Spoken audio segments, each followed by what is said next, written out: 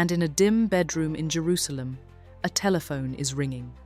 On the other end of the line, a voice tight, clipped, barely controlled, delivers 6 words that will change everything. They're coming. Both fronts, at once. Golda Meir sits up in the dark. She is 75 years old. Her back aches.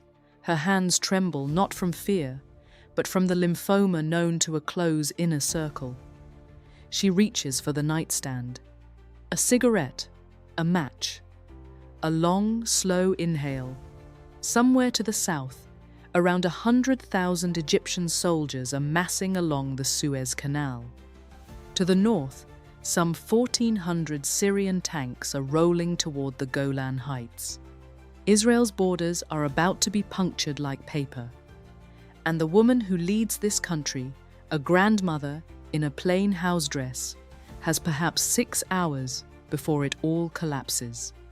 This is the story of that night, and the life that led to it.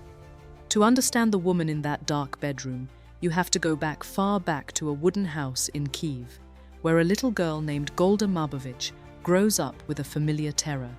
Men on horseback riding through the Jewish quarter, breaking glass, breaking doors, breaking people. She is 5. She will remember those sounds for the rest of her life. Her family flees. They land in Milwaukee, Wisconsin, in 1906. Her father works as a carpenter. Her mother runs a small grocery. Golda stands behind the counter, watching her mother haggle and calculate, and something takes root in her, a refusal to be small, a refusal to wait for permission. By her 20s, she is organizing, debating, rallying. She joins the labor Zionist movement with the fervor of someone who has already seen what happens when Jews have no homeland. In 1921, she and her husband Morris board a ship to British-controlled Palestine. They settle on a kibbutz communal farming, shared meals, desert heat, mosquitoes, everything earned with your hands. It is nothing like Milwaukee. It is exactly what she wanted. She rises, not through charm or spectacle, but through sheer, grinding competence. The Jewish Agency, the labor movement, committee after committee. She becomes the person in the room who has read every document, remembered every number, and will not leave until the decision is made. Then comes 1948. The British are withdrawing, the Arab states are threatening war, and the fledgling Jewish leadership needs money desperately to arm itself for survival. They send Golda to America. She stands before Jewish audiences in city after city, in a plain dark dress, no notes, no theatrics, and speaks with such raw, unvarnished conviction that donations pour in $50 million in weeks. David Ben-Gurion will later say she was the Jewish woman who got the money which made the state possible. Israel is born, and Golda keeps climbing. She serves as ambassador to the Soviet Union, walking through the streets of Moscow where Jews weep openly at the sight of her, an Israeli diplomat, proof that the state exists. She becomes foreign minister. She navigates the grinding algebra of Cold War alliances, of American promises and Soviet threats. And then, in 1969, after the sudden death of Prime Minister Levi Eshkol, the party turns to her, the compromise candidate, they think, a caretaker, a grandmother, 71 years old. They underestimate her completely. Her style is unmistakable. Cabinet ministers are summoned not to formal briefing rooms but to her kitchen. She serves coffee and cake. An ashtray sits at the center of the table like a fixture of state. Cigarette smoke curls upward as generals and diplomats argue over maps spread across the counter. They call it the kitchen cabinet, and it is where Israel's real decisions are made. She governs in plain dresses and low shoes. She carries no pretense. In a world of male leaders in tailored suits, she is an anomaly, one of the only women on earth commanding a nation, and she refuses to perform femininity or apologize for its absence. But leadership exacts its price. September 1972. Munich. Palestinian terrorists take Israeli athletes hostage at the Olympic Games.